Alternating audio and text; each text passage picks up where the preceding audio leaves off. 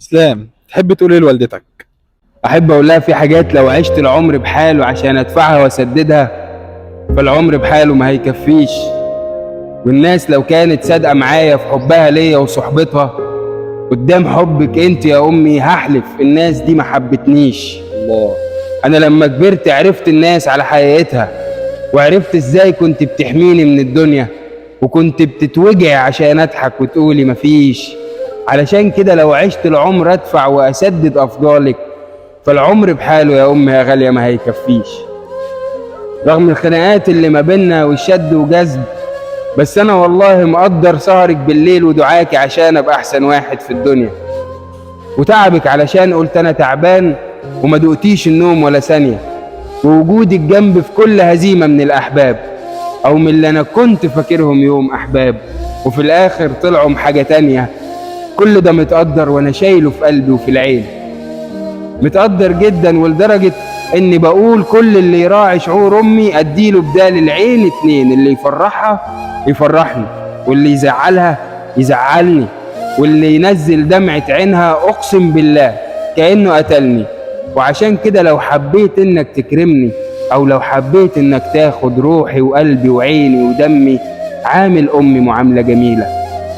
الست دي عندي في كفة وكل الناس عندي في كفة، وكفة أم تملي تقيلة، في كل الأحوال هي بتكسب. جربت الناس ياما وياما، ومن غير أم مفيش ولا مكسب، والدنيا ادتني دروس، وأهمها إن الأم حقيقة وباقي الناس مقلب. بشكيلك من الدنيا يا أمي، الدنيا يوماتي بتتغير أو بتغير في قلوب الناس، والناس فترات بيروحوا ويجي مكانهم ناس. وانا بعد ما خدت صديق وحبيبه وقلت عليهم اقرب ناس، دقيت ابوابهم في الشده قفلوا الابواب ب200 ترباس، وانت لوحدك بس الفضله، انت لوحدك بس الفضله، قادره على هزيمه احزاني وعلى شيل الهم كمان قادره. علشان كده هختار اللي هاخدها يا امي يكون طبعها زي طباعك، واحده بتستحمل وصبوره، تفرح لو شافت اني بطيعك وان انا موجود رهن صباعك، واحدة ما تزعلش اما ابرك، تزعل لو شافت شيء ضرك، ويوماتي تقولك يا حماتي في الدنيا وربي مفيش زيك.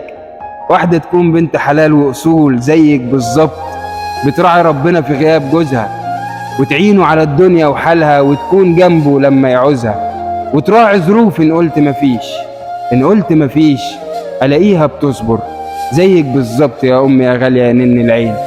ياللي انت وقفت في وش الدنيا وشلت كتير علشان اضحك وقلتيلي مفيش، ياللي انت بتحرمي نفسك بس عشان افرح واعيش، ياللي انت لوحدك بس لو عشت العمر ادفع واسدد افضالك، فالعمر بحاله يا امي يا غالية ما يكفيش. الله الله الله، والله ده يا بخت يا عم الام اللي عندها شعر زيك الله والله. يكرمك حبيبي.